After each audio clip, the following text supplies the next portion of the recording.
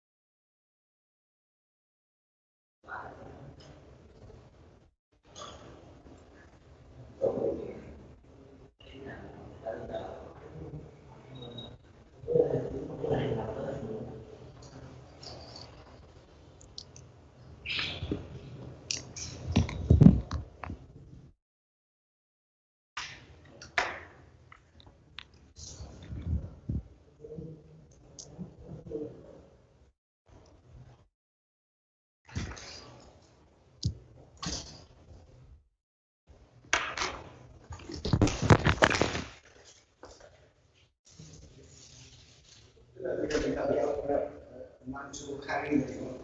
Học Khari nó tốt nghe bạn nó là được nhưng mà đại học là Chắc là chị nói lời nhờ chị nói lời giới thiệu. Vâng, chị nói cái phần giới thiệu. Vâng. Chị xin lỗi, chị tên là gì ạ? Chị tên là gì ạ?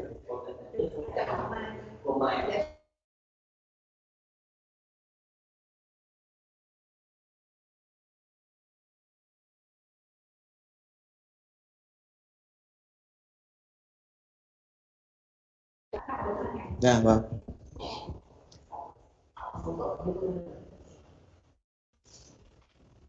Good morning, ladies and gentlemen.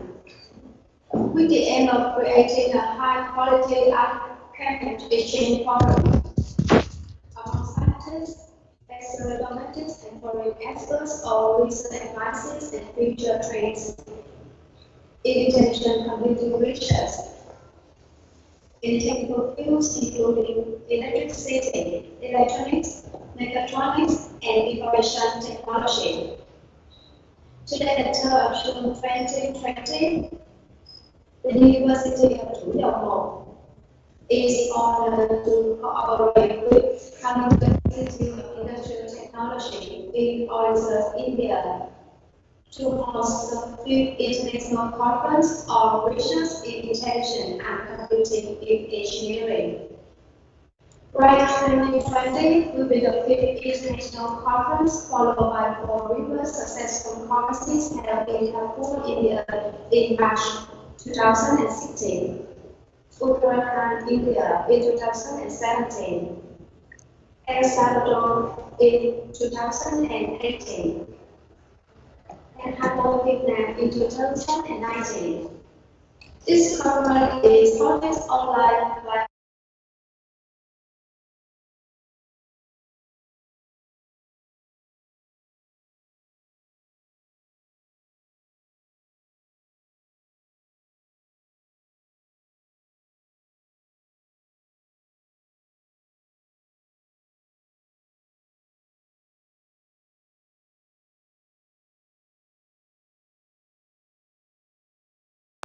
Thank you, Mr. Mai.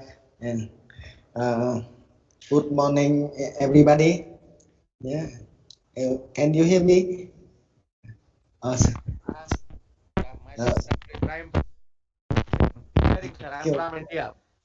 Oh, thank you. My name is I'm working for TDMU, and now I want to say welcome you to RISE conference.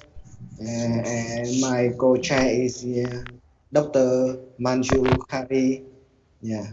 Oh, thank you.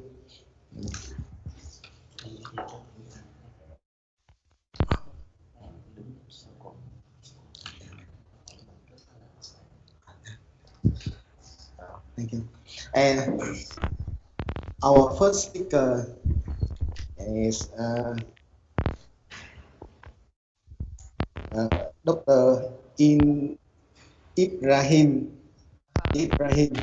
With presentation name is the Fetal Photolithography monitoring using photothermography technique.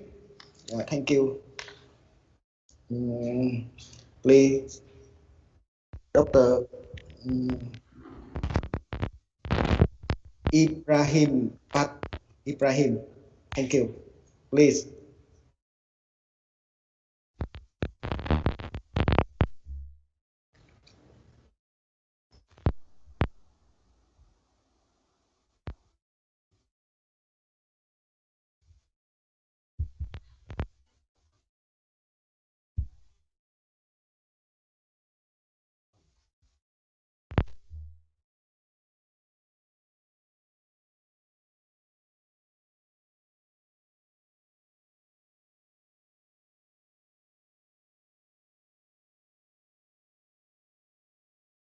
Please,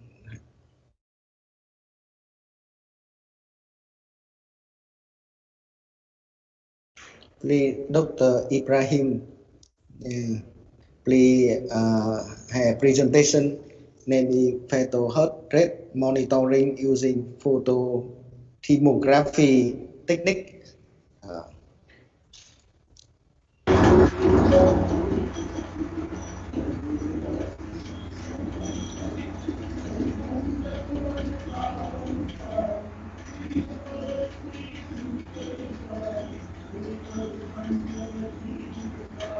Hello, Professor. How are you? Good morning. Yeah.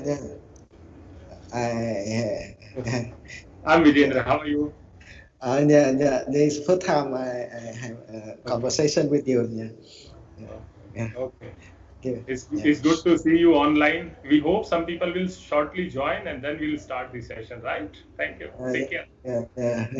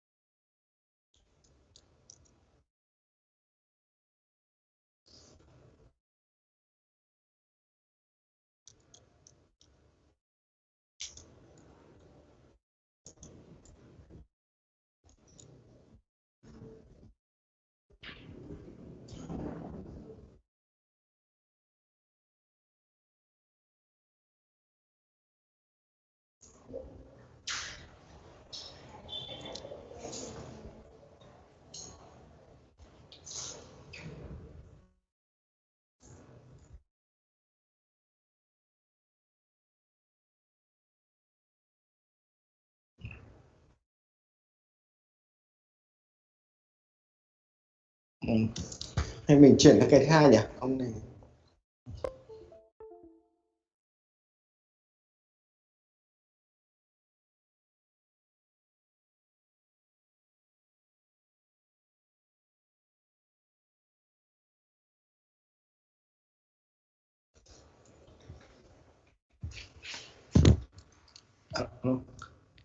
Chị Mai có nghe như mình nói không nhỉ?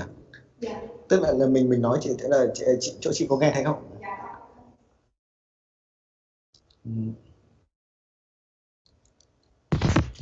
Mr. Ibrahim, excuse me.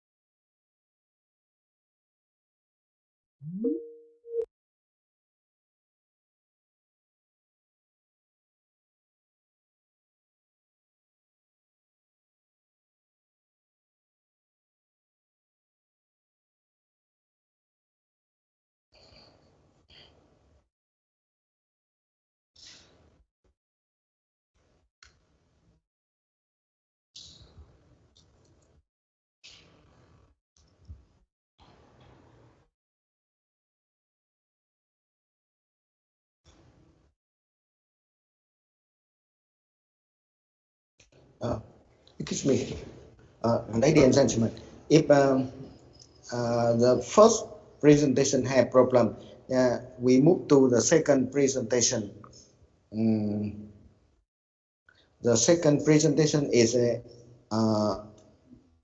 an efficient image-based skin cancer classification framework using neural network, presented by Dr. Tezaski Gansala. Dr. Gansala? Yes, sir. Hello. Good morning, sir. Could you present your talk? Name is an efficient image-based skin cancer classification framework using neural network. Yes, definitely. Please allow me to present. But before that, I request you to include me in presenter session so that I can share my screen with you. Yeah.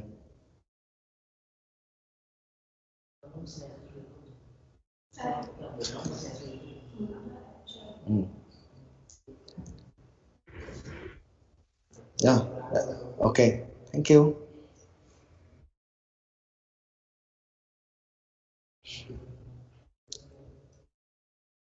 Sir, it's not mine actually. It's I think Mr. Ibrahim is showcasing its screen. Please allow me. My name is showcasing here Vikas Tripathi. So allow me in presenter section so that I can share it. Yeah. Yeah. Thank you.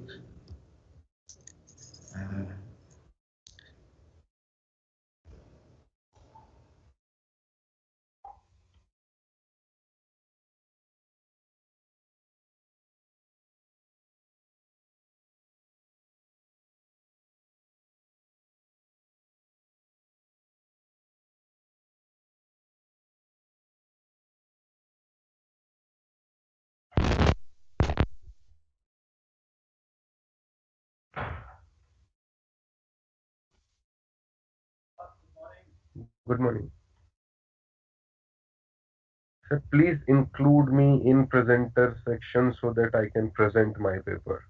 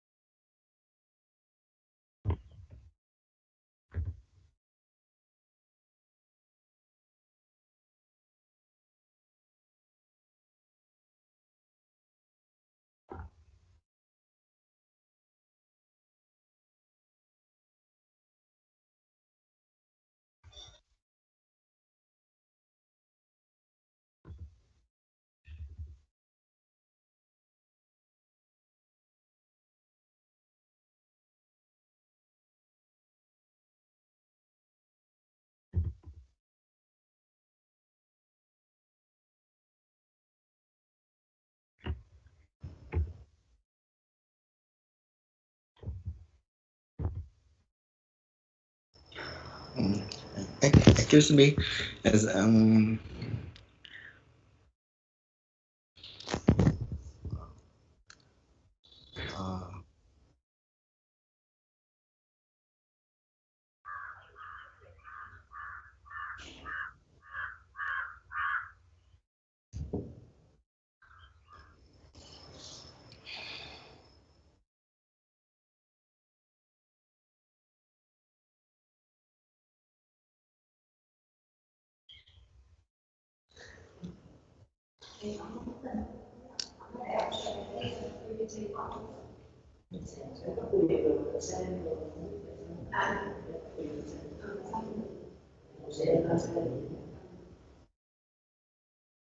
sắp mình không cấp luôn hết.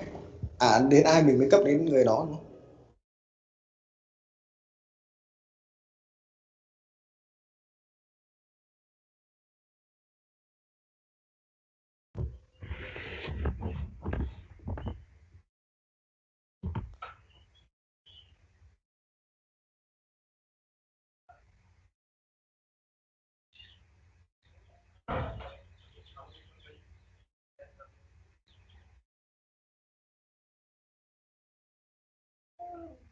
Yeah.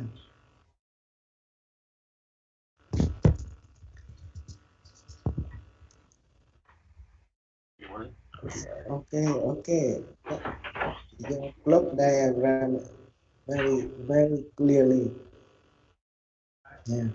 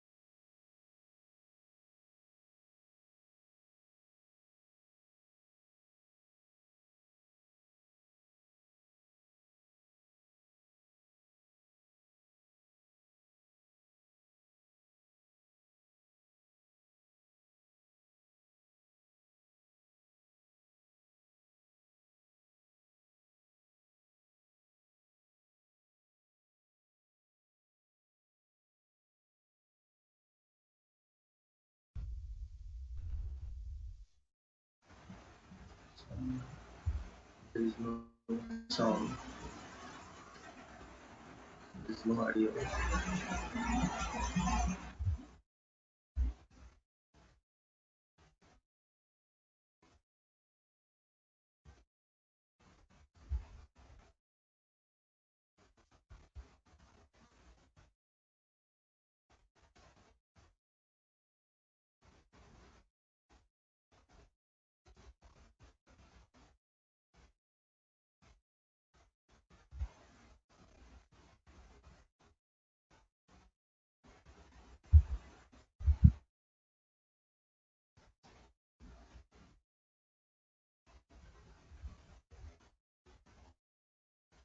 I think there is a net problem or something. Net problem नहीं है, net speed आ रहा. We'll solve the technical issues.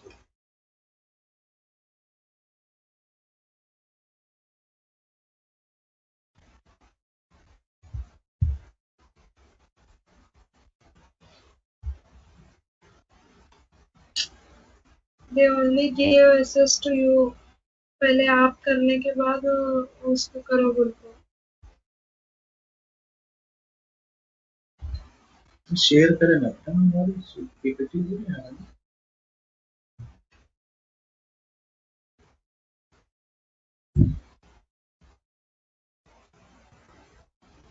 अब try करो.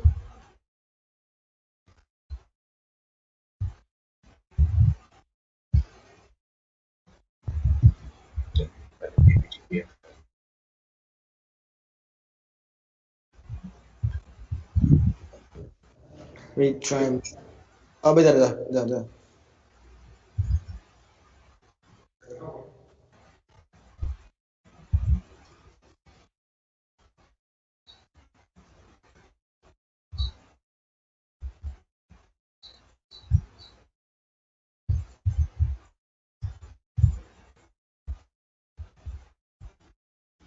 अब शुरू करो. शुरू करो.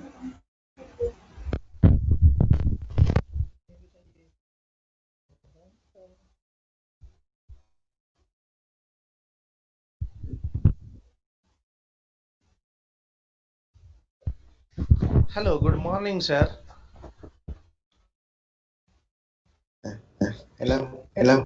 Good Good morning, Dr. Very good, Ibrahim. very good morning, sir.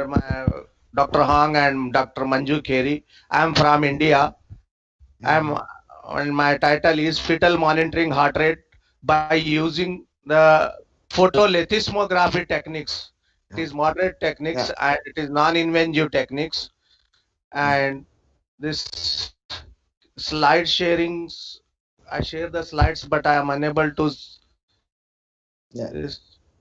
Thank you, thank you. Thank you, sir. This. The first of slides are that the abstracts, the fetal health intensive care. Audio, video,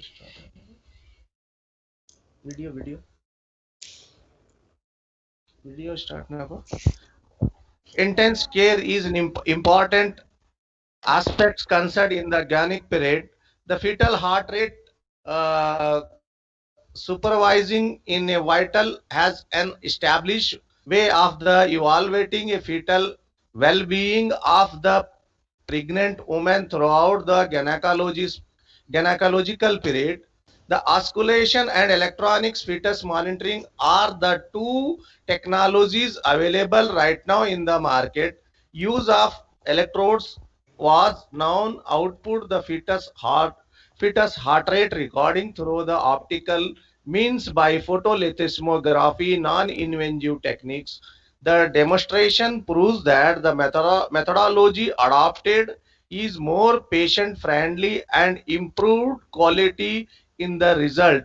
It means that the whatever the fetus heart rate is collecting from the a mother of the a fetus, that is very important, because in the time of the development the fetus in the mother, and in the introduction the fetal heart rate or FHR monitoring is prone a means of assessing the fetal health during the antenatal period for the knee, because it is very important, because 36 weeks is very important for the fetus.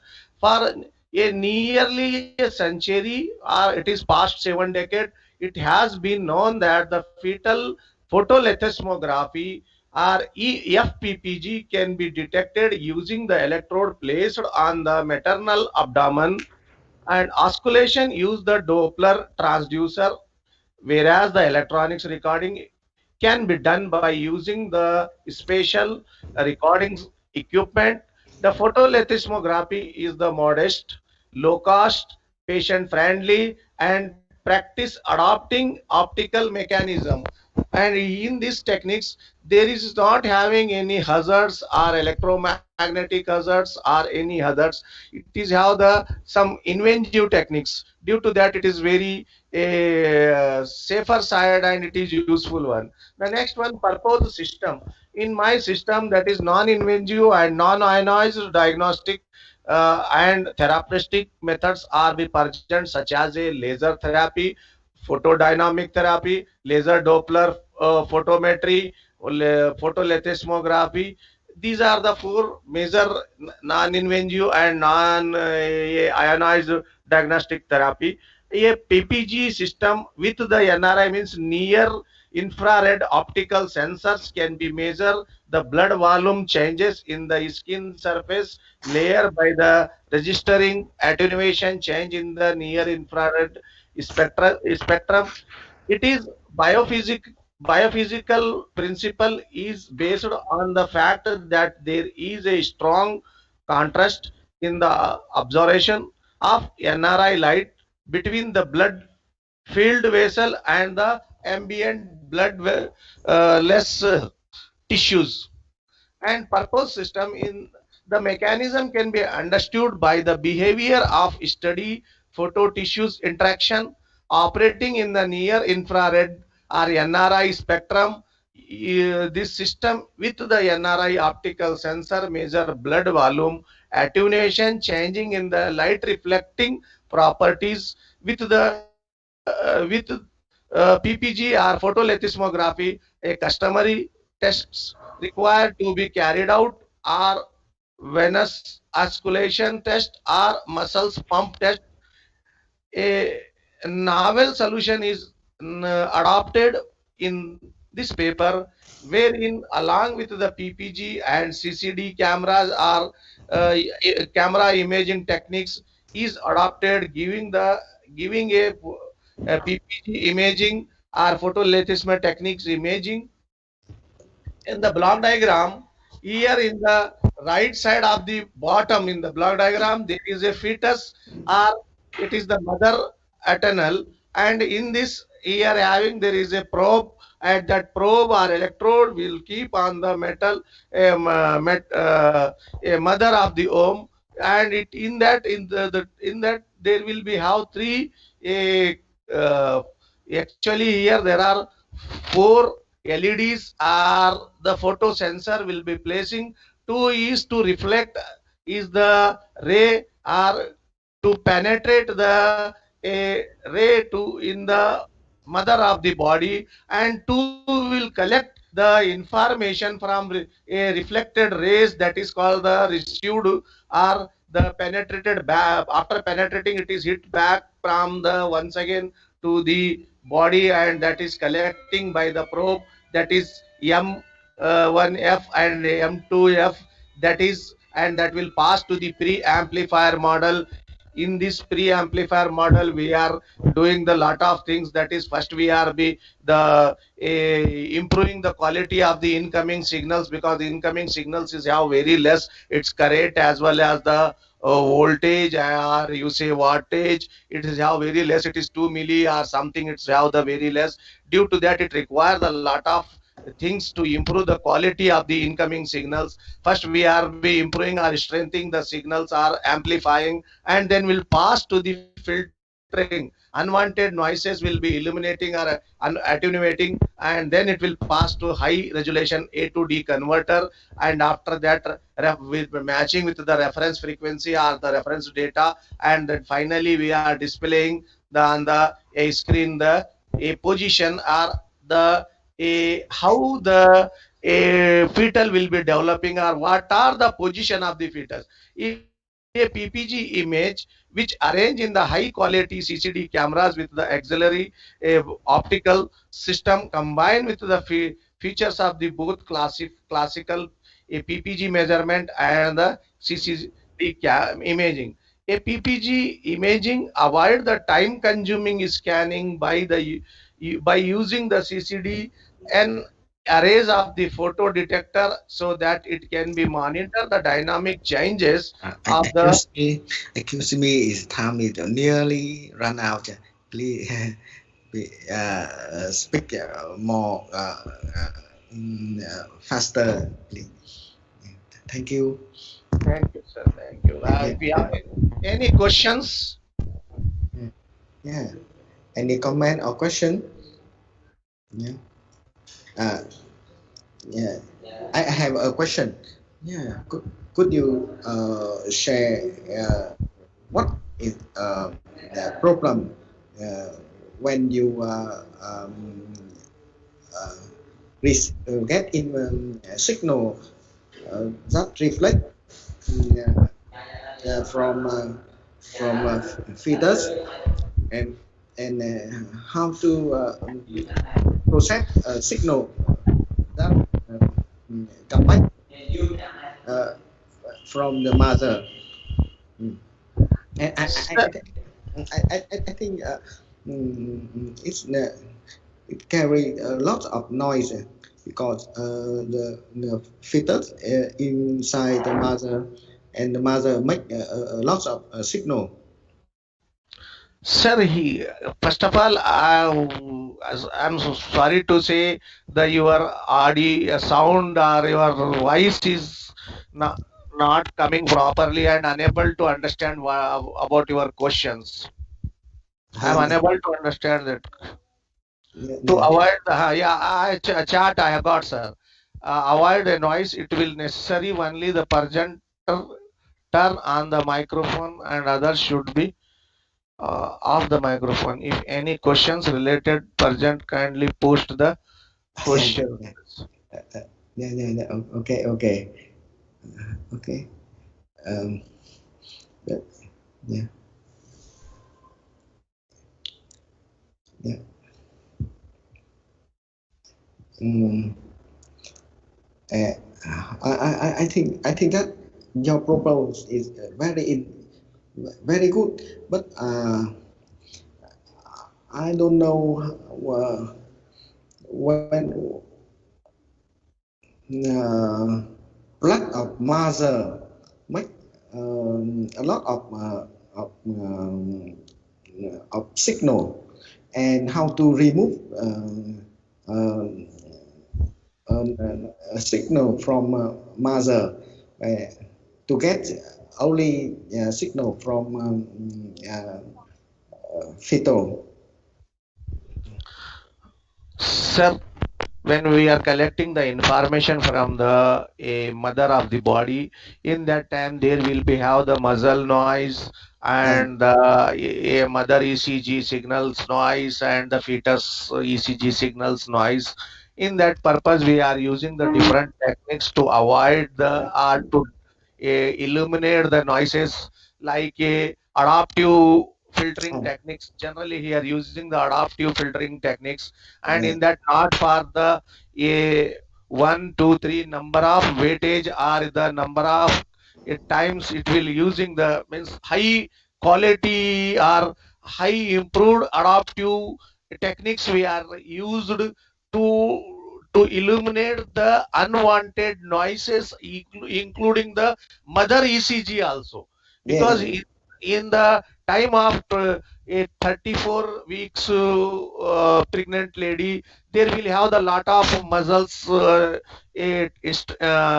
strain or you say the as well as the mother. In that part we are using the some adaptive techniques, sir, for removing of the unwanted noises. yeah. Thank you for your answer. Yeah, I agree with you. With in this case, we use adaptive filtering. That's is the best solution for this problem. So thank you. And now, as the next presentation is Dr. Ganshala Tezas Vis. Okay. Yeah, yeah. Thank you, sir. Thank you for giving Yeah, us good yeah, opportunity to me. yeah, Okay, sir. thank Okay. you. Thank you, sir. Oh, Thank you, sir. thank you, sir. Yeah. The next presentation is an efficient image-based skin cancer classification framework using neural network. Yeah, Dr. Teza Gansala. Thank you. Please, Dr. Gansala, please. Hello, sir. Good morning, sir. Please add me in presenter section so that I can share my screen with you. Yeah, thank you.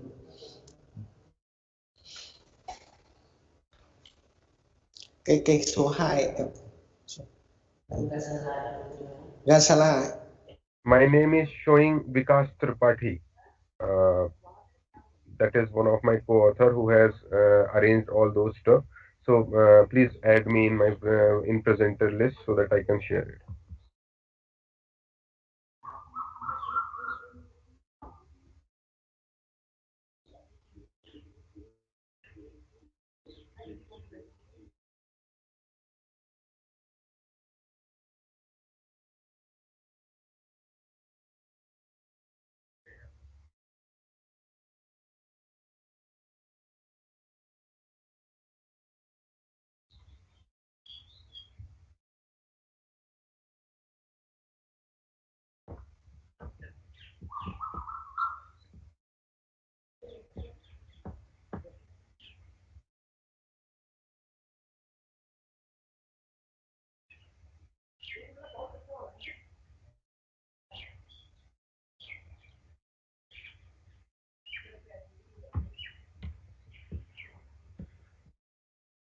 Still, I'm waiting. Please add me in presenter section so that I can share my screen.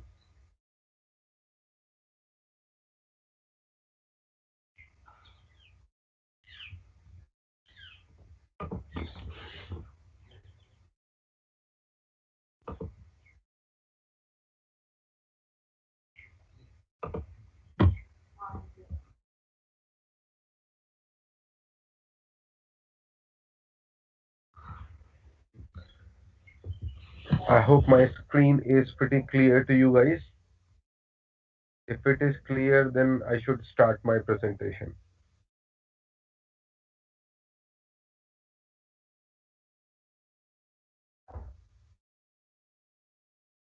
Should I start?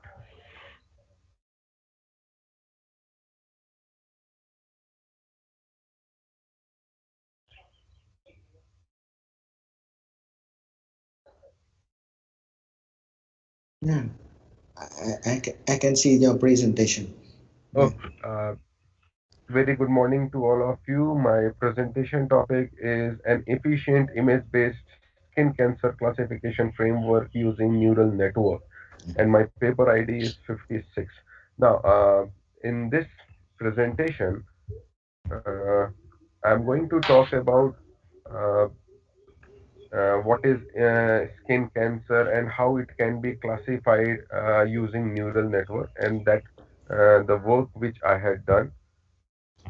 Now, as we all are aware that image processing can be effectively utilized to classify different things, and it can be used in different sectors, and one of the major sector is healthcare sector. uh, Even in right now, as coronavirus is there, so several researchers including me are working on uh, identification of coronavirus just by checking the chest x-ray. So image processing can be an effective tool for identification of various diseases, and that is the prime aspect in this paper also, that we are going to utilize the image processing concept by incorporating the neural network for identification and classification of skin cancer. Now, there are two primary variety of skin cancer, that is malignant and benign. And malignant is one of the dangerous skin cancer, which if we can easily if we can identify it in prime early stages, then it can be cured. Otherwise it becomes very dangerous when later stages came. So to identify this malignant skin cancer disease, we have proposed a framework which identify the malignant cancer by using the image provided in our framework. Now, for literature review, we have picked and we have cross-referenced various research papers. We have gone through various research papers where several algorithms and machine learning approaches have been used for similar kind of uh, similar kind of works, like machine learning, Bayesian network, even neural network, which we have utilized here, has been effectively used in various sectors. And that is the prime aspect that why we have gone for neural network. Apart from simply using neural network, we have also showcased various statistics which will be very useful for further to other researchers, that how to utilize this uh, effective features, and which feature can be useful for prediction with respect to any image processing technique. So that is the methodology, which is quite simple, that once you will put your images, then there will be pre-processing performed. Then this pre-processed image will be feeded into the neural network, and that will be trained. And after training, we will test with respect to different images which are not included in training dataset, and on the basis of that we will provide accuracy. Now, as far as result is concerned, we have focused on three different type of images with respect to their characteristic. As we all know that generally our grayscale image is utilized for uh, classification and prediction of images. The reason, or the simple reason behind this, is that they are quite effective in terms of processing time. But it's not necessary that always they will provide you better accuracy also. And that we have showcased in our analysis, that once we have utilized grayscale image for processing the same framework, we have attained 66.18% accuracy. And to showcase that this is not that much efficient, we have also tried uh, other things also, that is edge detection, which is again a strong pre-processing framework we utilize to extract more dense feature. So we have picked edge detection detected images also, which enhance the accuracy, but not that much, that is 68.22%. And finally, we moved that once we give the color rich image to our framework, it provide much better accuracy. The reason is that it have much more features as compared to H based images and grayscale images. Hence, it is providing 80.17%, which is quite better than grayscale and edge detected images. Now, apart from that, we want to check that what could be the appropriate size uh, of any image which can provide us better feature in terms of once we will feed it into neural network. Although I can say that this totally depends upon what is quality of your image, and which kind of image you are having, but yet it is quite effective, uh, and we need to be focused once we are deploying any kind of statistics. So we have used it, we have checked for three different things, and as you can see that once we are increasing the image size, our accuracy is also getting increased. That is, once we had 32 cross 32, it got 77%. Once we increased it into 64 cross 64, it increased to 80%. After once we had 128, it increased to 81. So from this analysis, you can say that uh, if you are giving a larger image, the more feature it will have, and there are better chances that it will predict or classify more accurately. Now, apart from that size, we have also uh, uh, experimented with respect to our number of neural network layer, which always be required to fine tune once we are using neural network, and we have picked that we have deployed 2 layer, 3 layer, 4 layer. We have multiple layer we have utilized, and we have seen that once we move up to 4 layer, it provide us a better result, but finally once we move into next layer, or if we increase one more layer, our accuracy suddenly get decreased. uh, you can see here that once we had two layer framework, it provided 81%, then 3 layer 82, 4 layer 83, and suddenly in fifth layer it decreased to 67, and that was due to overfitting of the system.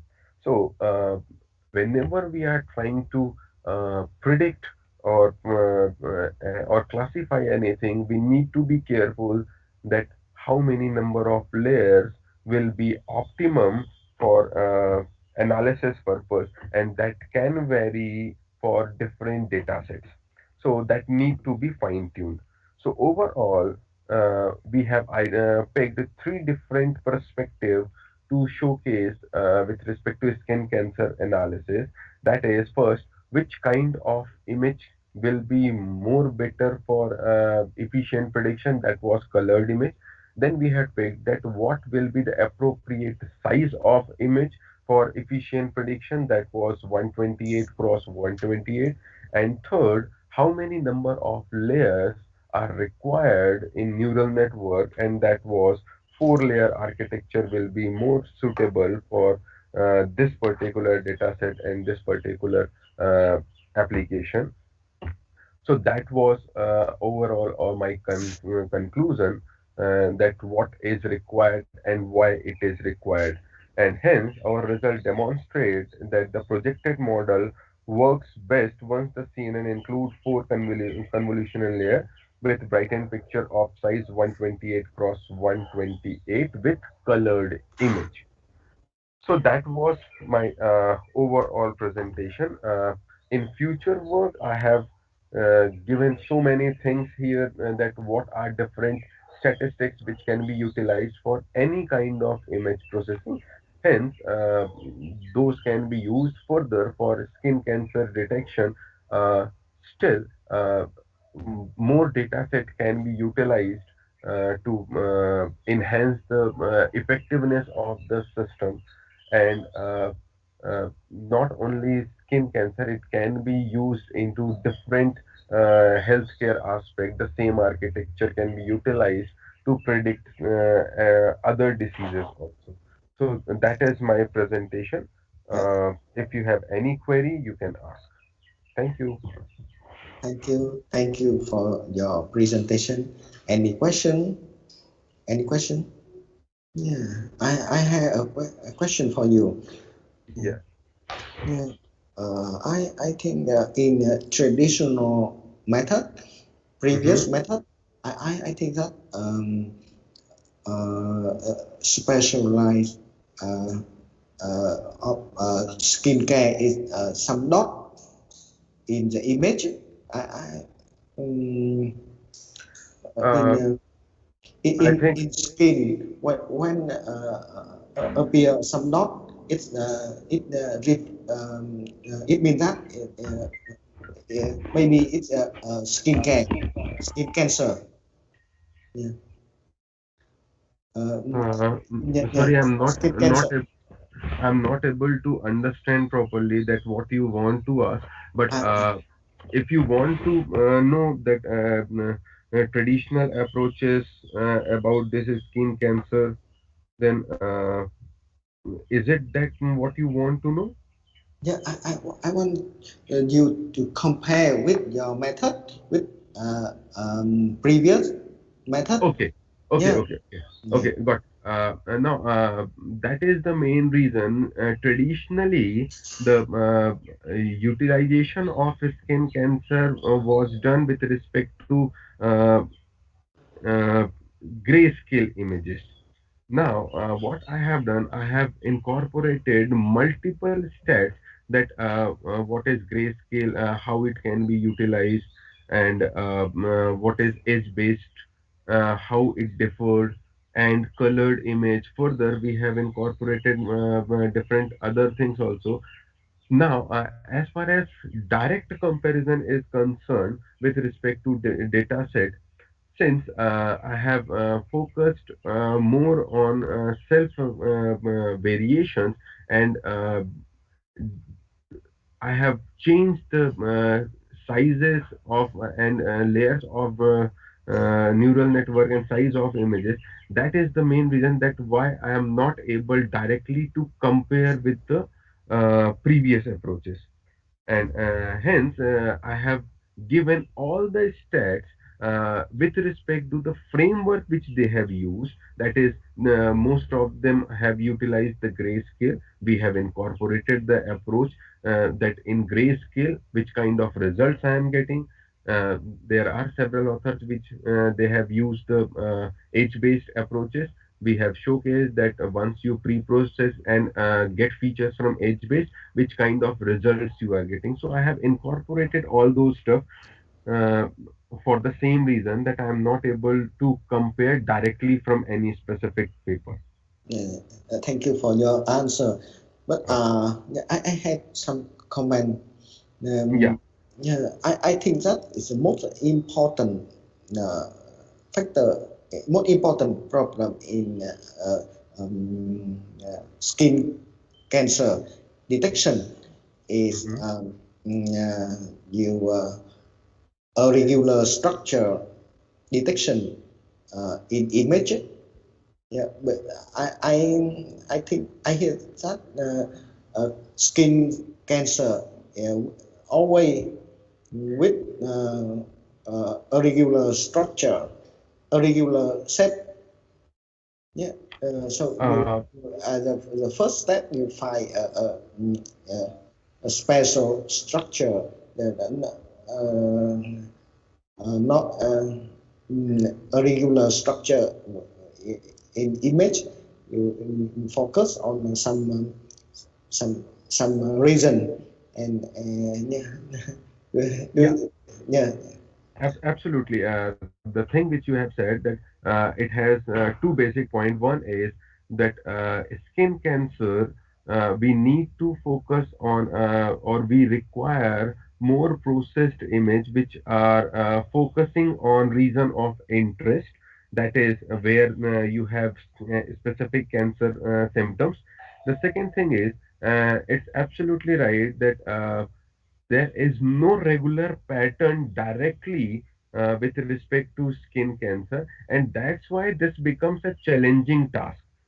You can if you pick or if you can just search malignant and benign, you will find that from naked eye you cannot say that these two are similar or different. Most of the time they look quite similar, And sometimes even in malignant you will get two different images which are there is no direct comparative analysis between those two. That's why it becomes very challenging, and that is the main reason that why we are not able to get 90% or 100% accuracy in this.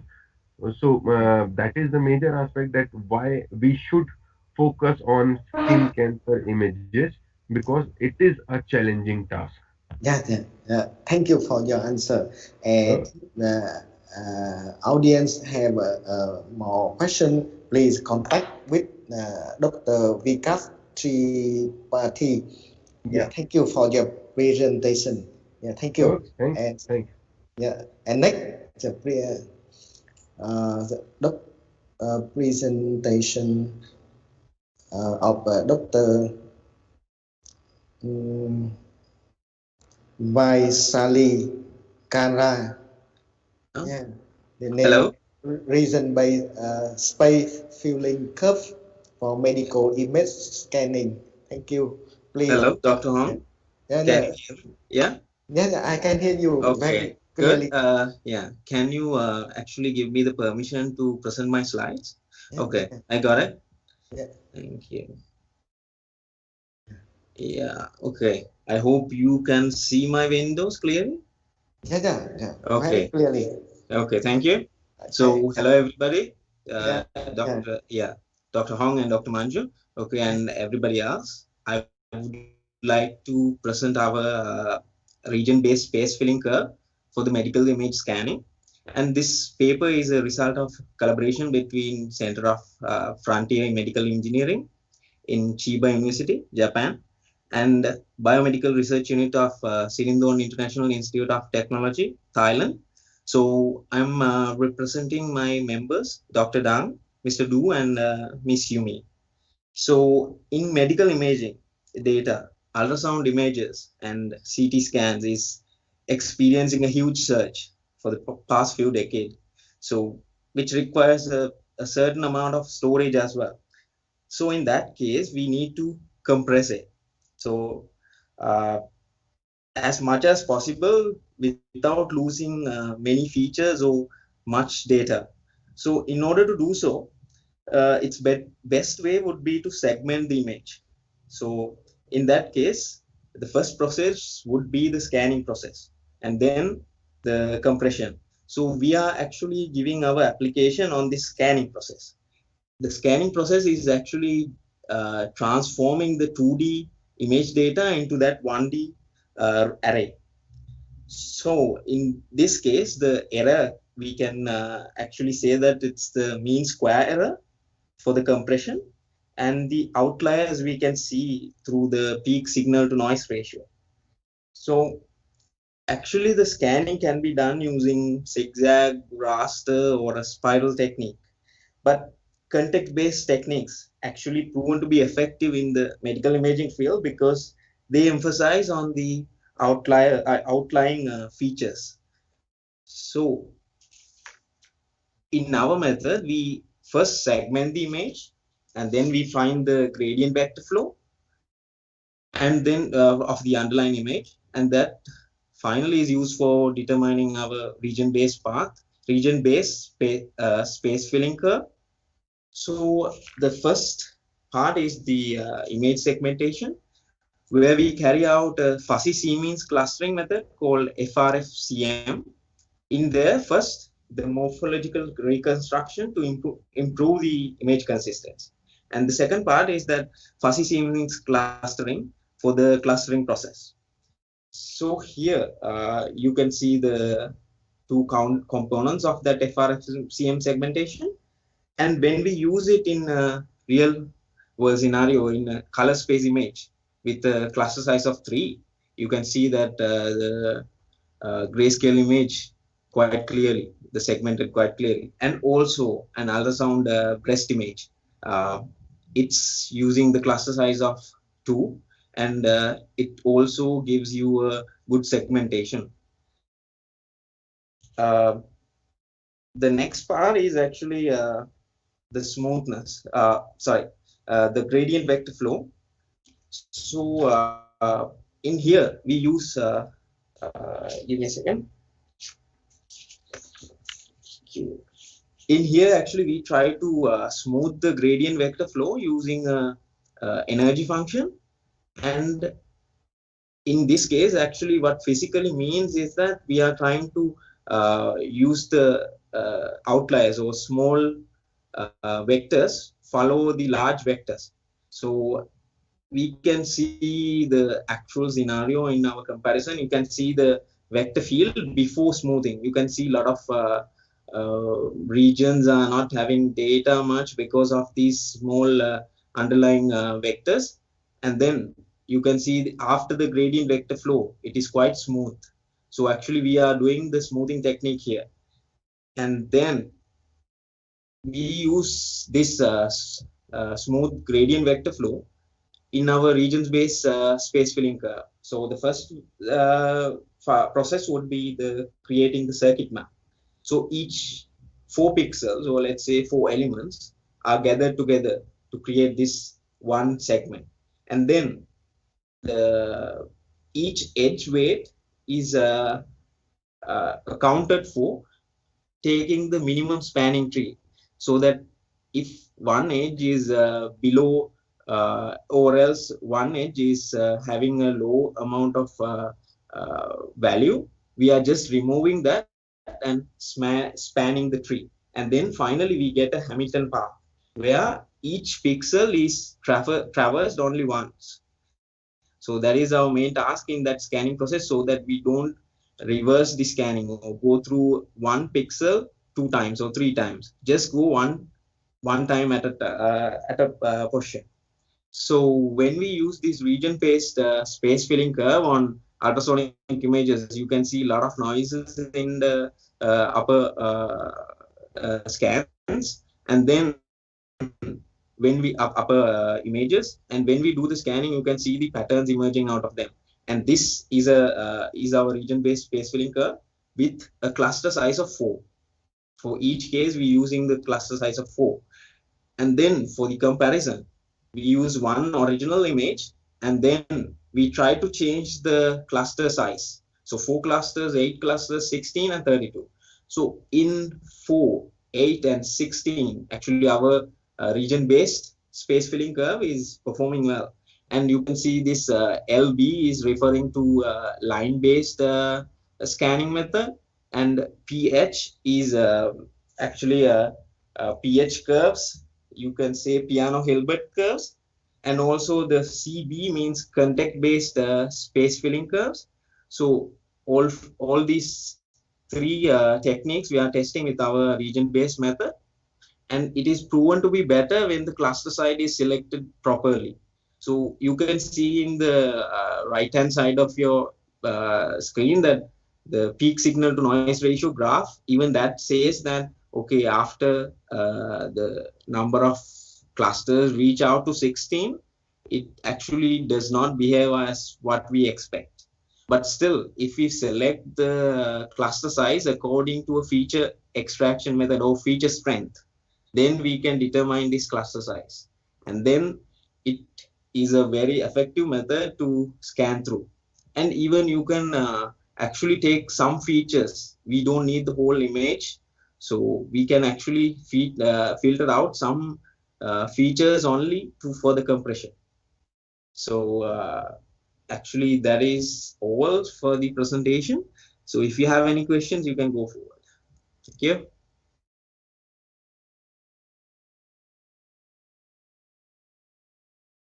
Anybody? Oh, thank you for presentation. Yeah, Yeah. Yeah, I have a Yeah. question. Yeah, I think your research is very good. But I want to know in slide number 10. Number 10. Yeah. This one. You know, when the signal to noise ratio Yeah. go to 32 zero, maybe, zero. It means it's very perfect case. Yeah. Yeah. But it takes a lot of time for the computation, so Yeah. that's why we do not select the cluster size of that. I am very surprised. Very good result. Yeah. Yeah. Uh, Thank you so much. I think it's a compliment. I believe that it go to epsilon go to Yeah. very small value. Yeah. Yeah. But the computational time will also really increase. Actually, we did not show here the computational time. So for the future research, actually, we will show you the computational time. And Yeah. also this research is also can be applied in other fields like CNC machining. Yeah. Actually, yeah, in there also this is really effective technique. We Yeah. have been using this. Yeah. Yeah. Okay. Thank you. Could you Yeah. have a discussion more application? Uh, Yeah. yeah. This application is can be used in many fields, but actually the first task we would like to go is on to CNC machining of medical Yeah. implants. Yeah. Yeah. In But, that section, we are doing the tool path designing for this one, yeah. and it is perfect. Should be perfect. I think it's your result is very important Yes. for detect a regular object Yeah. in medical image medical Yeah. image. Yeah. Cancer Thank you. cells. Yeah. Yeah, Thank thank you. you for Okay. any question. Any Yeah. question? If Other- anybody has anything. Yeah. Yeah. Oh, thank you. If Okay. yeah, we move to the next presentation. Yeah. In the next presentation is classification of gate pattern using overlapping time, displacement of pathway video subclip. Yeah, Dr. Khang Nguyễn, Dr. Khang Nguyễn, Dr. Khang. Yeah, thank you. I can see. Yeah, I can see you, Mr. Khang. Yeah, anh bật cái mute của anh. Yeah.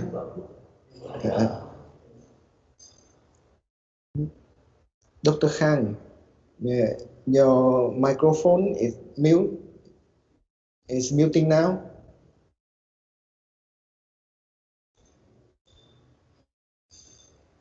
Yeah.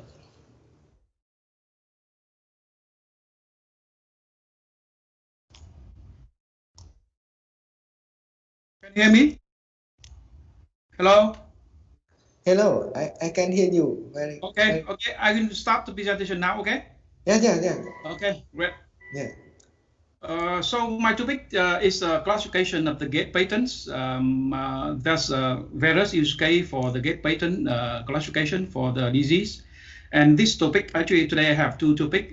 This topic I focus on the one kind of the disease that require the gate location. That cerebral palsy disease is caused by the abnormal brain development, and it causes people with a lot of disease. And there are multiple types of the CP. This topic we focus on the diplegia, one type CP. It causes body its movement is abnormal. And normally the CP treatment require a lot of effort in the medical and multidiscipline, including the control and therapy and repetition to treat for the patient. So in our topic, we focus on the method to classify 4 types of the CP classes. Of course, understanding those things can take time, and I mean, you can refer to my paper and some reference to understand what the difference between the Form 1, Form 2, or Form 3, 4. This is very important to classify the patient to belong which kind of form, because it impact to the treatment method later. So my topic is using the one of the good data set created by the Lambda. Actually, that is one of hospital in Italy. This data set using the 3D cameras to record the full video clips for a patient. As you see that the data set record more than 1,000 video clips from 178 patients. And you see on the upper corner, the patient when wearing the sensors. Up to we have using the 19 sensor in the lower body of the patients to record all the signal during the movement. And those data is also record and saved as the C3D format. This is one well-known format for biomechanics using the 3D coordinates. And in terms of distribution, you see on the table 3 in my slide, we have somehow not really imbalanced data set, but it's good enough for imbalancing. And in this approach, we propose the two kind of feature engineering. The first one, because of the video full clip is long and it takes time to classify. So we decided to separate, dividing the full video clip to the sub video clip, sub clips, because we understand that in the full clip, but actually just few frames inside the clip is already help the classifier to understanding the information and classify the form of CP. So from that, we also applying the overlap between the sliding window to cut the video clip. So from the original data set with 1,000 trials, full video clip, we generate about 24 million of subscript. And this subclip, it's easier to train because it's smaller and it reducing the features for the training. That is the first step. And the second step, by the original, some previous work, they normally using the sensor from 19 marker that I presented before to fit for the classification. But in this approach, we also try to transform those raw data set into the new type, the data set we call the angular features, also 3D. But instead of we using the raw as the marker, we calculate the angular in order to identify the gate pattern better. So it means that we motivate by the one of paper from Khari. So after this step, we transform the 3D in a raw data set to the another 3D, but up to 27 instead of signal. Now so we call the 27 3D angle. So you see in my slide, in the right hand is a marker and in the left hand is the angular features. So the transformation method, we convert and combining some information from the left hand as marker to create the new data set for the angular features in the 3D angle. So it's different from the first raw data set we call the coordinates, and the new data set created we call the angles.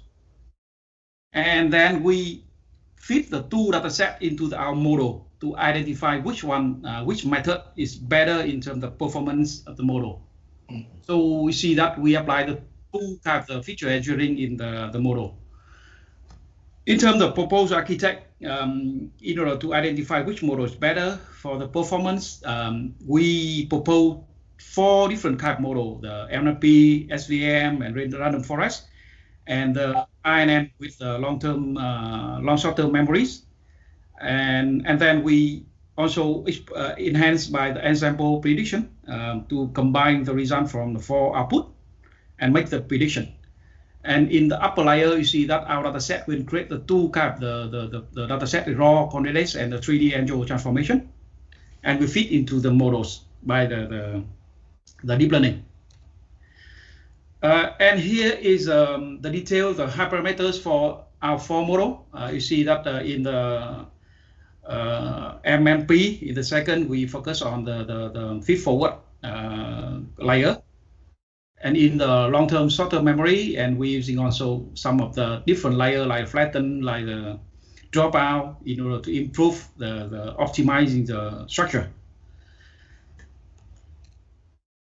In order to comparing our performance, we compare with the previous work as baseline. And you see the previous work at baseline, they also applying the 3D angel transformation, but this paper didn't perform the model classification on the raw data set from 3D raw coordinates. And the baseline achieved the performance at accuracy 58% for the MRP and the 64% for the long short-term memory. So this baseline for our comparison. And in our result, we execute the two level. The first one, we just running the model by model. It means that we don't execute the example yet. And in the table 6 on my slide, you see that the baseline they run only on the 3D angels. So the 64%. But in our performance, you see that we achieve 98% for LP, only 98%. So it's much more better for that performance. But you see, for long short-term memory and SVM, it's not different much from the baseline. To also compare with our raw approach coordinators, the MRP also achieved 88% to comparing with baseline. We understand that even we proposing the approach of transform the raw data set to 3D angels, but we found that this kind of data set only suitable for the MRP. As you see, that benefit on the MRP with 98%. At the second level of our execution, we executing the sample result. The first option we try, because the LP is dominant the performance. So in my first execution, I exclude the LP to see how the example of the long short-term memory, random forest, and SCM, and we found that example version 1 achieved 77%. It means that is a few percent higher than baseline, 77% compared with the 64% baseline. And it's also better than any other individual performance. So I said I saw the blue arrow as up because it outperforming than other individual model. But in option 2, I include the NLP in the sample, and we found that the sample result even going down 95% only, comparing with the individual performance from LP at 98%. I tried to tuning the model in order to achieve better result, but I found that because of in the example model, when one model is dominate the performance, then the example will be not effective anymore. So that's why you see the version 2 is lower, example result is lower than individual results. Even though we found that the transformation from the full video clips to the segment of the video clip is achieved better result than the normal. You see the 3D at the baseline, they don't convert the sub clip, they achieve only 64%. Meanwhile, when we transform as a sub clip NLP, we achieve very high at 98%. From some other metric like precision and recall, you also see that the NLP always dominate all the performance in this type of execution. So, and the conclusion, we see that our approach, especially in feature engineering, have been proposed in classification, and comparing with the former, which focus on the original data set, we can bring the better result using the overlap subscripts. And you see the accuracy for proposal model improved from baseline at 64% up to 98% in our model. It's a significant improvement from baseline. And with the final contribution for the paper, we applying the assemble architect, and we show that it improved the effective in boosting overall accuracy about 80%. ADC 80% in the assemble version 1. So this is my presentation to show my achievement and paper. So any question from you? Oh, thank you. Thank you. Any question or comment? Yeah.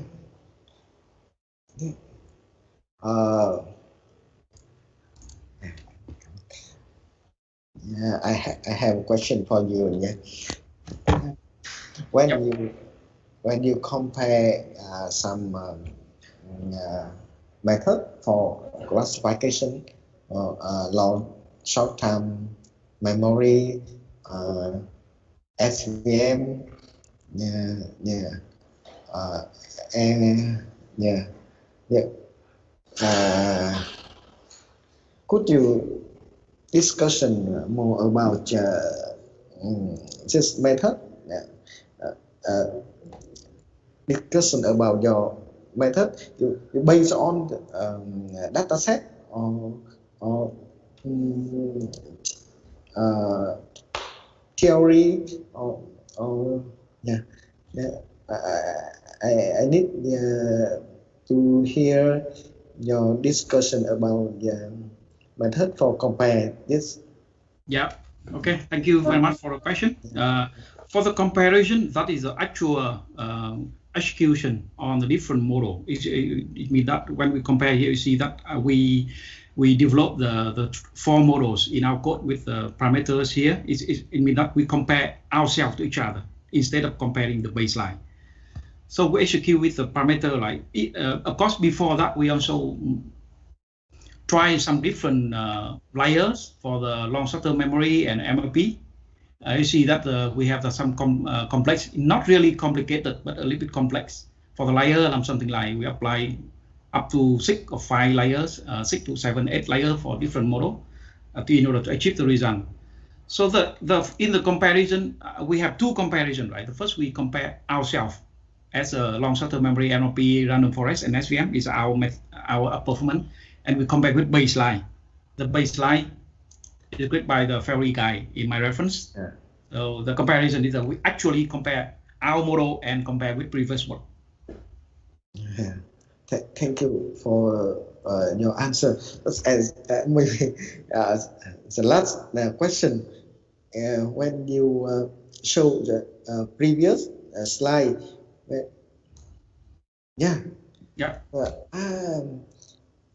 I want to know why previous work use a Fourier transform. Yeah, that's the question that I also answer my team as well.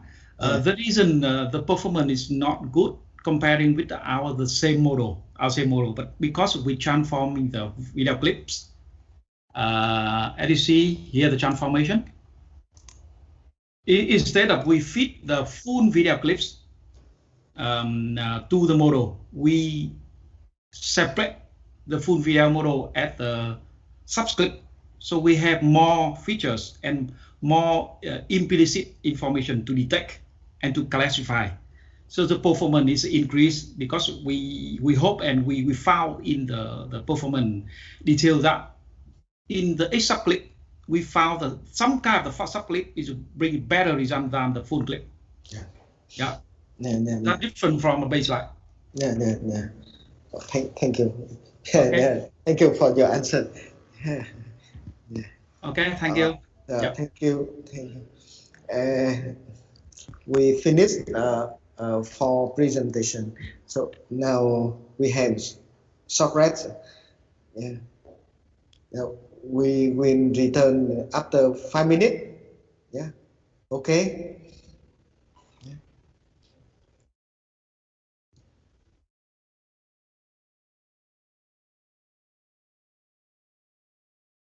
Uh, uh,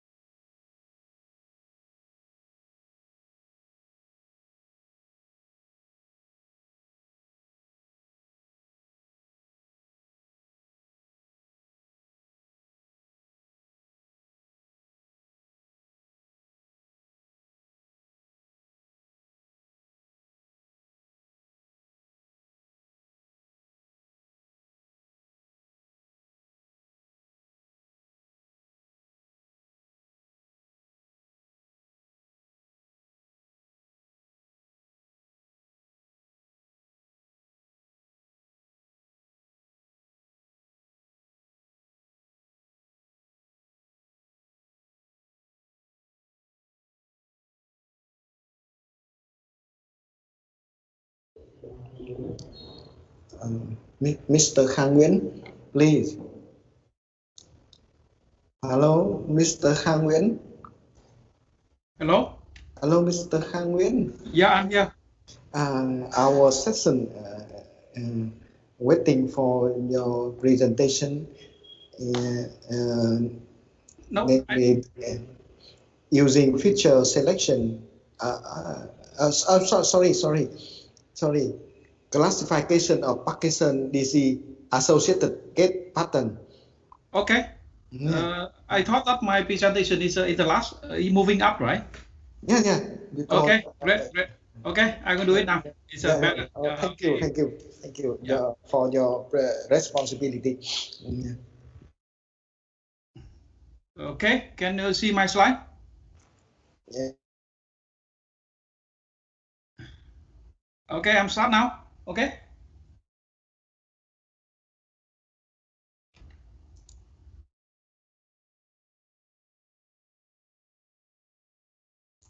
Can I start?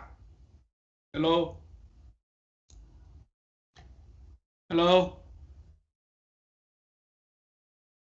Hello. Can you see my slide? I cannot hear you. Is that okay?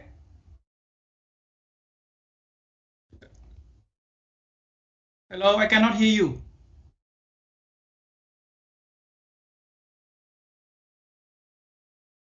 I cannot hear you. I saw that you are speaking, but I cannot hear you.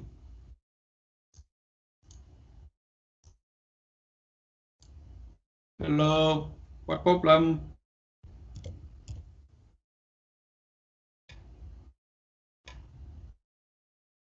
I cannot hear you. I saw that you're speaking, but I cannot hear you.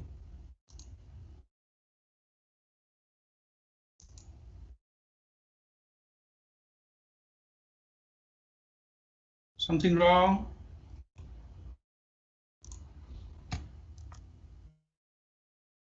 I cannot hear you. Something wrong?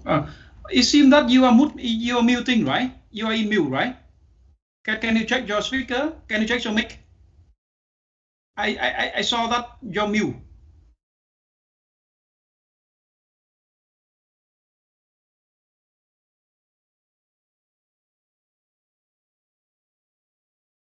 Hello? Cannot?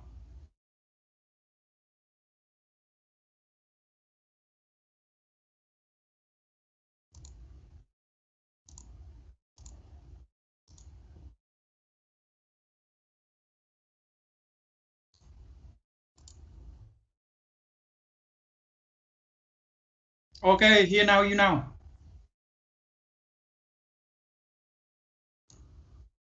Yeah, okay, I can hear you now.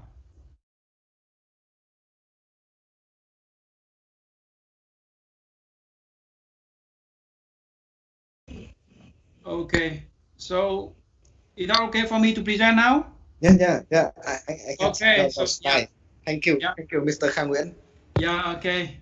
So my second topic today also related to the gap patterns. The reason I'm focused on this kind of topic because of one of my research related to the gap pattern with multiple approach. But this topic I proposing the gap pattern classification for the Parkinson disease and using another approach. So the Parkinson disease is another kind of something wrong with the brain. It causing the centralized nervous system disorder, so that impact to the movement of the patient. So we know that the Parkinson disease is millions of patients worldwide, and we found that there are multiple methods which is developed to identify and diagnose Parkinson disease using many kinds of the sensors, wearable device, and 3D cameras and device. However, in this paper, we propose the method to using the one kind of very simple sensor we call the vertical ground reaction force. It's one kind of sensors using popular now, even it's not popular like the smartphone sensor, but it's also a good thing twice. This approach is so that it's a lower cost and very easy to use. Do you see on my diagram, right? You see the one patient, they executing the jump from the ground to up in the sky and down. And we're using the sensor in the shoes to calculate and to measure the force from the person when they jump and they landing down. So you see some of the signal in the lower corner. So in related work, actually there are multiple types of the movement classification, including the Parkinson disease. You see that we reference to a lot of research using the wearables force sensors. There are multiple types of sensors. As you see, the wearable, smartphone, IMU sensors, 3D camera sensors, but none of them using the pressable sensor. We call the pressure sensors, using the not by the coordinates or the spatial information, but using the force. We're using the force sensors. You see on the popular, normally the sensor we're using the accelerometers or gyroscope to identify the movement of the people. But in here, we focus on the Parkinson disease and we're using the pressure sensor. So as you see, the pressure sensors on the picture you see, that is using the shoes, the special shoes created by the one kind of the company called the CDG, the computer dynograph, create the sensor with the ultraflex. It support for 8 sensors for one shoes, something like that. And the person will wearing the 2 shoes with up to 16 sensors. And the data set using for Parkinson disease developed by the PhysioNet in 2008. It containing the measurements from 83 patients, containing the PD patient and the healthy person. You see that we have 93 patients and we have 93 patients and 73 healthy person with some of information, something like the sex, age, you see, right? And all of this person, including the patient person and the healthy person, wearing the special shoes with pressure sensors in the foot. The data set containing the sensors, the data set contains 19 features, of which 16 features from sensors. However, we also create another 3 additional features, owning the total force. It means that we summarize all of the force in the left and the right foot. You see, so we have up to 19 features in our data set. So our pipeline process is in the slide, right? You see we using as you see the two feet with 8 sensor each foot. Right? It calculates the force of the people during the movement. And the process that we've been reading the signal from sensors and we're applying some of the data extraction and cleaning. Then we execute the feature extraction. We don't using the raw features. We don't using the 19 raw features, but we transform to another type of features. And then we feed the data, the pre-processing data set to the model for the training and optimization, and we evaluate the results. In order to understanding clearly about the VGRF measurements, you see on the left hands, the patient when executing the cycle of the stride, we call the stride gait, including 2 phases. The first one is the stance. and the second is swing. Steady means that in preparation before he make the swing to up the sky, above the ground and going down. So as I said, instead of using the raw features from the sensors, we decided to sum all of 8 signals from foot to create time series for the left and right. And in the right hand diagram, you see that we have some signal from 8 sensors with the left and right foot, and also it identifying the phase that we said before, a stance and a swing. Right. So this will be using for the training later instead of we using the raw signal from sensor. And this kind of signals is the in-time series data. It's one kind of my favorite data transformation using time series. It's not only this paper, but many other papers are also focused on the time series analysis. And we apply some of the data pre-processing into the signal that into the time series data that we created before in the previous slide.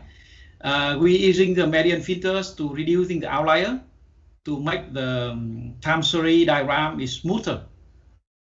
And we also remove some of redundant information. We call that the gap between the cycle. So you see the raw VGRF data in the left hand, and after we applying some data pre-processing technique, we're creating the BGRF data on the right hand. It looks smoother. It looks smoothly to support for the transform for the model.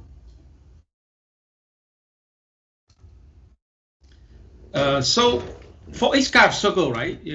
For after we transform it, we create the additional information, and in this approach, we using all the features. We using all the statistical features, something like that. We're using the minimum force in the cycle or maximum force in cycle, and we also using the mean and median information within the cycle.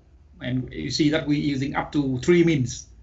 Mean of the average force, and we mean using some other research like kurtosis and skewness mean. One of the note here, after our execution over some of the trials, and we found that the CV coefficient of the variable also very important for the performance of the model. Then we decided to add 2 parameters called CV of the swing time and CV of the stride time, as you see on my table. With that, we're using up to 8 static features, but it's not the raw feature anymore. It's just the statistical features for each gate cycle. It's not for the whole activity, right? It's just a cycle. Say example, for if the patient executing the 2 cycle, then of course we will have to record each for 1 cycle, right? So one of the note here, I emphasize again, our model focus on the CV for swing time and stride time to improve performance. For the network design, we just propose very simple network design architect with the feed forward. We executing 16 features from the 2 feet, and we're applying the dense with the 13 node, and we're using the low activation, and we're applying the dropout, and we applying another dense layer and the sigma in the grid output. It's very straight through architect, because I also think that we can improve the model with the more complicated classifier, something like the CNN or INN, but maybe we improve later. And the model performance found that even very simple model, we already achieve better results run the previous work. During the training, we apply the KCV, with the 10 CV method to validate performance. And we also applying the mean loss in the early start condition for the training. Is one of the technique that we optimizing the validation information during the training, and we optimize by the mean loss. We also executing the max accuracy, but I found that mean loss is better in terms of make the accuracy and make the loss diagram is smoother to execute. With the previous paper on that, normally they using some, actually it's not my domain on that, but those guys using something called the fuzzy membership function for the neural network, and even one type other using the wavelet transformation. Wavelet transformation is on one type the data transformation. In our paper, we using the transformation from the raw data to the statistical features. That is on we approach another one. So we achieve the better performance compared with previous one from 74.7% and 83%. We achieve 84.78. So as said, right, the paper focus on a simple type of the gate classification using the VGRF sensors, even though we know that there are multiple types of another sensor could provide more comprehensive signal for the patient. We are trying to do that with another paper on the gate classification with many other sensors. But we even very simple approach, we found that the VGRF is very simple, straightforward approach, and it saves time to set up the environment, and also save cost because the shoe is very cheap comparing to mount a lot of sensor into the patient.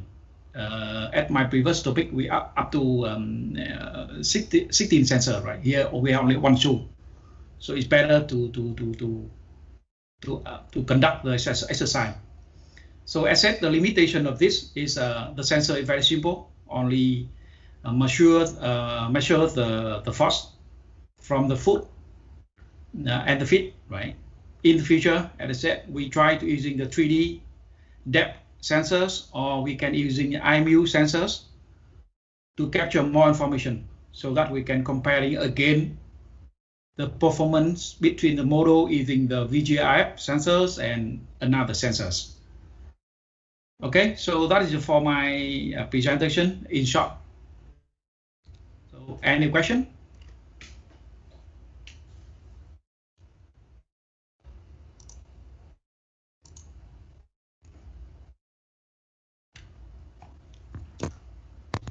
Sorry, I cannot hear you.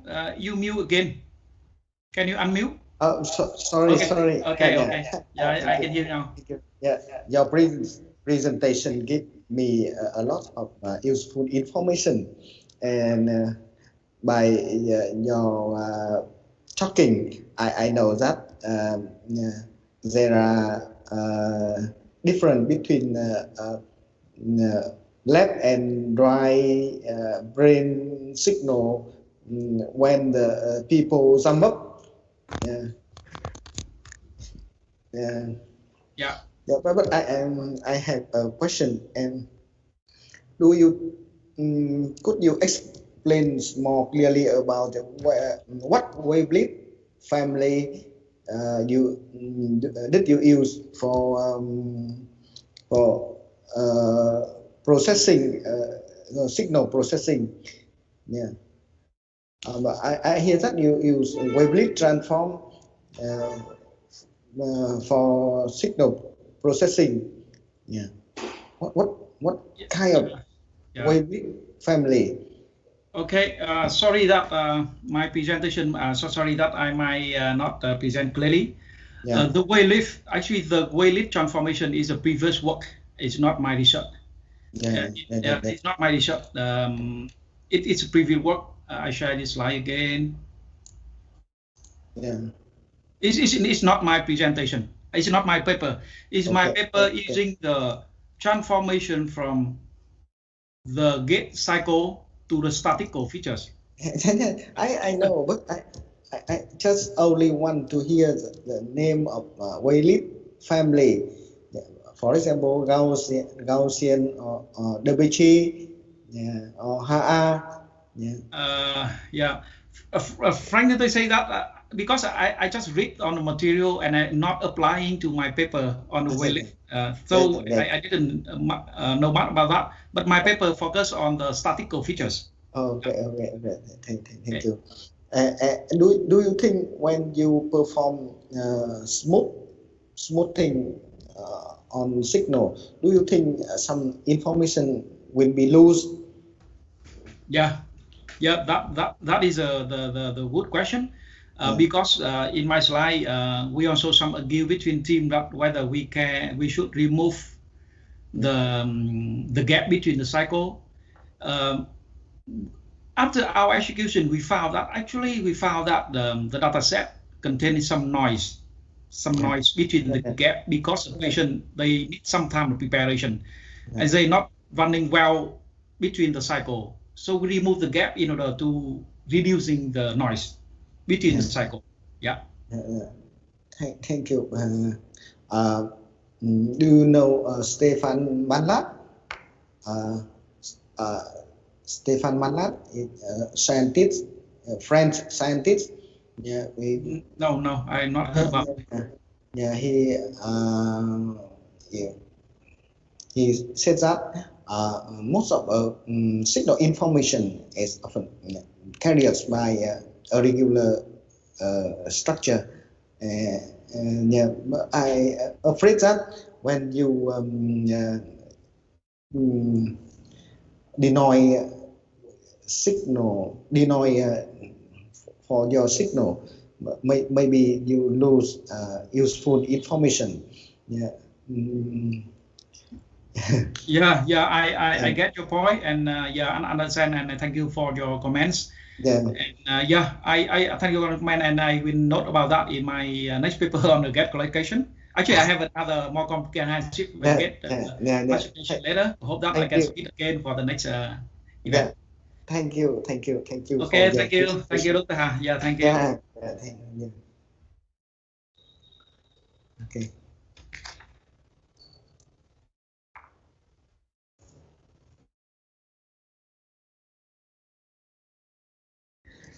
Mình mời cái số 10 đi.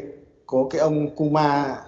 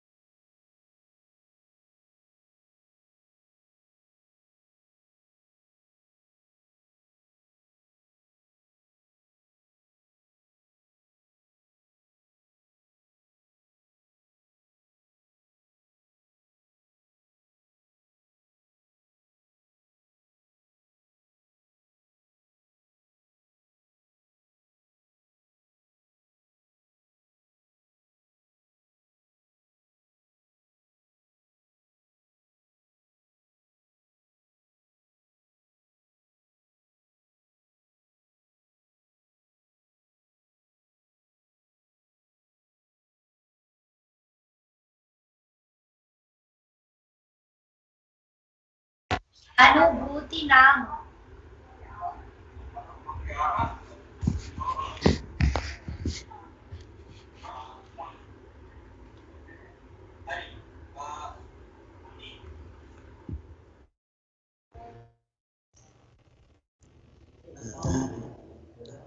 có Defender Busan invite Defender Busan, Mr. Defender Busan.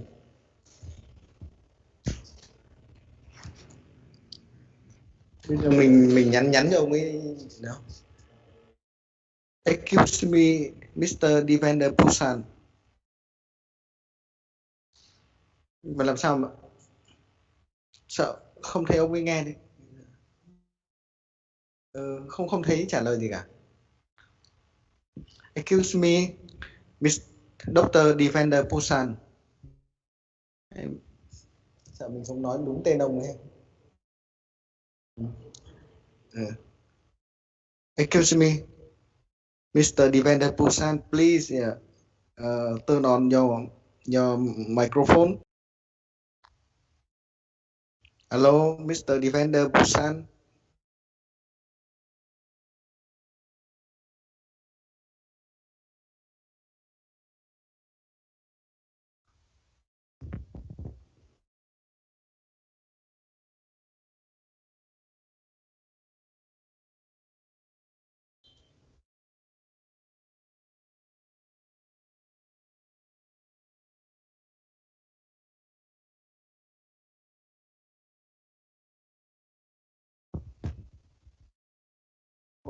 Ông ấy lại mất rồi.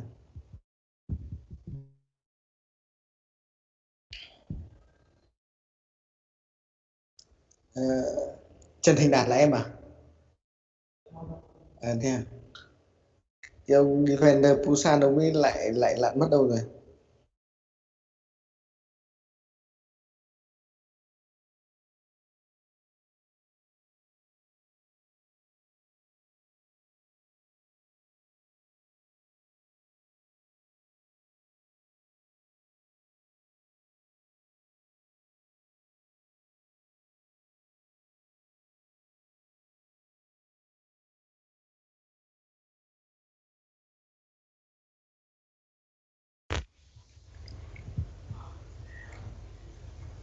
Hello. Hello. Hello. Is that you, Mr. Defender Busan? Yeah, I'm doing the yeah. Welcome Morning. you. Yeah. Good morning. Yeah. Welcome you. Yeah. Please have a presentation. Yeah. Your presentation is security and privacy in IoT. Yeah. Yeah. Thank you. But I just so can I get some time because I just got my team link just now, so I have to prepare things because I just received this team link today morning only. Yeah. I have to set up these things. Yeah.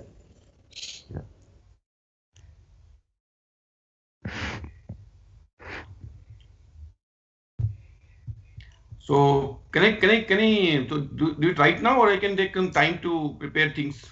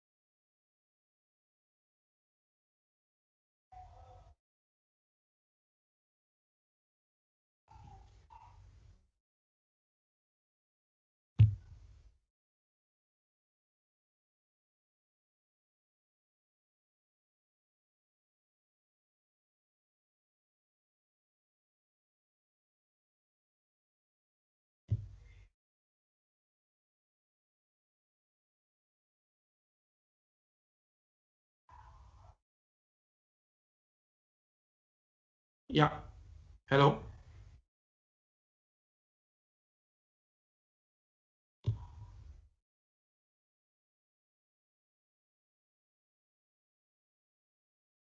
I'm not able to hear you.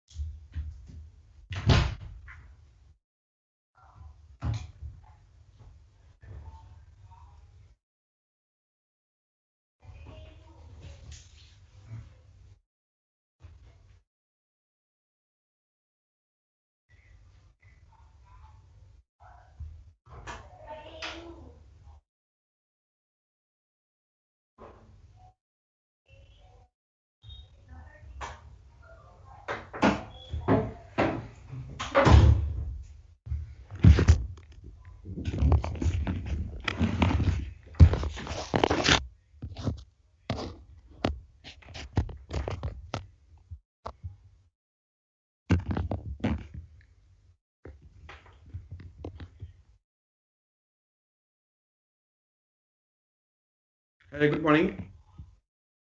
Your voice is not coming. Can you only mute, I guess? Yeah. Good morning.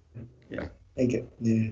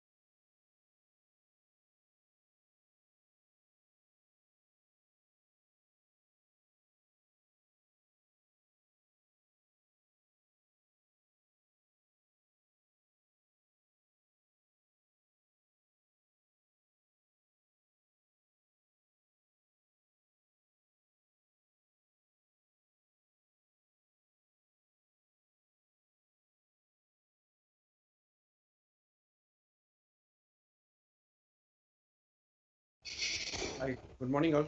Yeah. Good morning. Good morning, sir.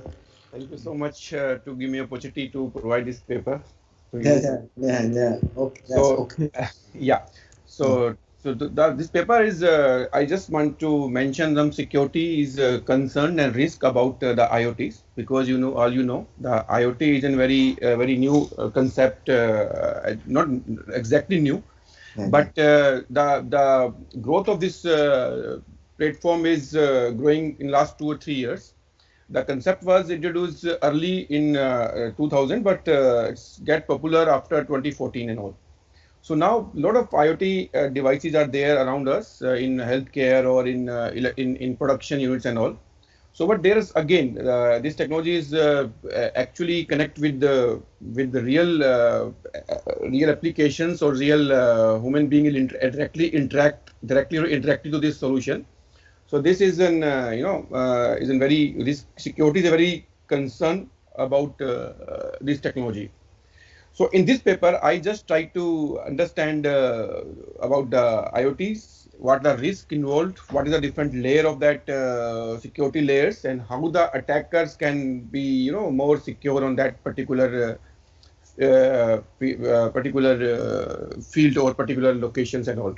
So, for example, like as you know, IoT is an Internet of Things, where the set of devices connect each other to actually gather some information from the environment, like real time gathering the data, collection data through sensors or through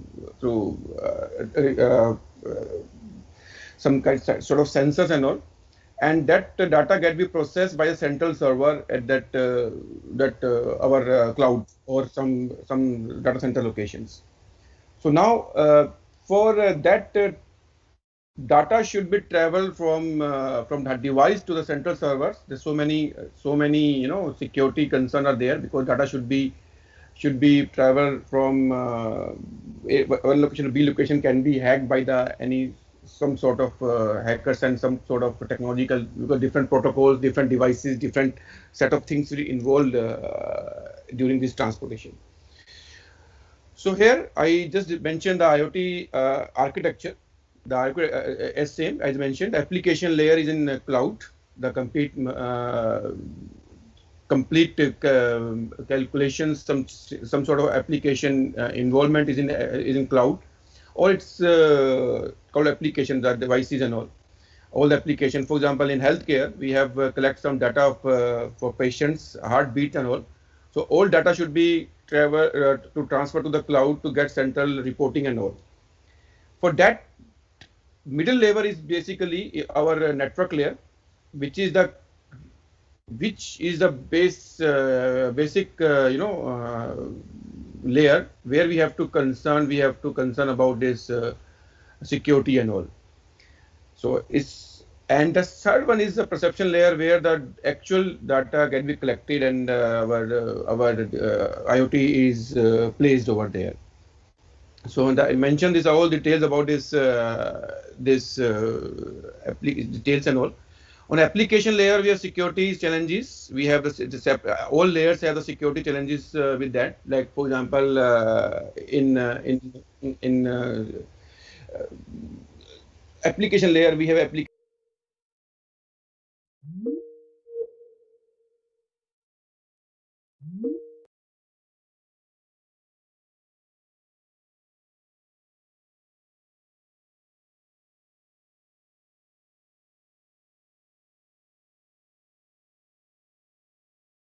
different stages. So we have to. It's a very problematic things to define or design some standard protocols which all the manufacturer, all the network protocols layers can involve. So this is the part which we have the concern on that part. The other part is the lack of user awareness. In the user awareness part, the users educate or adequate knowledge about that protocol, the aware about uh, the separate different attacks about the IoT devices and all. This new set of devices, new set of protocols, new set of information, and the risky part is this: these data devices can be collect real-time data about your locations, about your health data, your so many other your securitical data can be having these devices. So you are not aware about and so much casual about this, which is again a concern for the security of that. And the problem of device management, update management, because like we have an Apple OS, or we have an Android, or we have Windows. So we have a standard manufacturer, standard principal who will manage the update management of that. But in the IoT scenario, that is not their standard thing, because in these devices, as I said, the device is the hardware is designed by vendor X, while the application is designed or developed by vendor Y. So if something is there's no uniformity of the update management, so that is a bigger challenge in the IoT scenario, where we have to control, how to device can be updated in a seamless way, so that attackers cannot be, there no loop point to be there, so some phishing or some attack can be happen. This is again a challenge, because there should be some the problem on that part. And the other part is the physical hardening is the other part. For example, because device is something can be easily malfunction, because IoT device is generally installed or set it by some remote locations, or some there we, for example, in the oil field, we establish a pressure gauge oil pressure IoT device to get the pressure of the oil fields and all. And it can be easily malfunction by some external interface like USB or something like that. So the designing of an IoT, we have to understand all this stuff. So that is other security challenges I try to find out, like botnet attacks, and the hijacking of the IoT devices, crypto mining and all. So these all are that tried in this paper. I just try to create some awareness and try to find out the gap, the weak area, or the security challenges and all, where we can have the lot of research work is try to implement. The researchers have tried to create some standard protocols, standard solutions that update management should be there. Which protocol is uniformly connected to each other. And similarly, if there are 2 or 3 vendors are there for some particular application or some particular device, how we create a uniform update management solution for that. So that's all about this paper. I'm trying to figure out and try to get more into it, and put my research, put my other papers, other work around this security, IoT securities side only. So that's the thing. If you have any query, just let me know. I will try to answer your queries. Thank you for your presentation. Yeah. Sure. Yeah. Any question or comment? Yeah. Okay. If anybody have question, please contact with our talk. Yeah. Please. I think it's late now. Maybe we should stop here. Thank you for your presentation. Thank you so much. Thank you. Yeah.